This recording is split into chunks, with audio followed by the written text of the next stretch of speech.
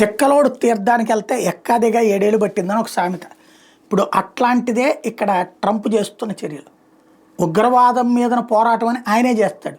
లాడెన్ని లేపేస్తారు, లేకపోతే కనుక అల్ జవహరీని లేపేస్తారు, తాలిబాన్ల మీద దాడి చేస్తారు, సిరియా మీద దాడి చేస్తారు, ఇరాక్లో ఉన్న తీవ్రవాదుల మీద దాడి చేస్తారు, యెమెన్లో హౌతీల మీద దాడి చేస్తారు, ఇవన్నీ చేస్తారు.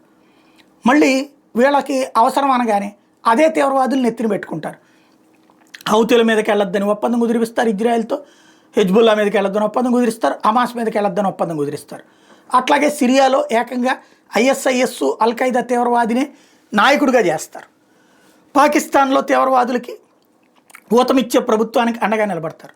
వాళ్ళ దేశం కోసం, వాళ్ళ దేశానికి ఏమైనా అవసరమైతే తీవ్రవాదం కనబడుతుంది.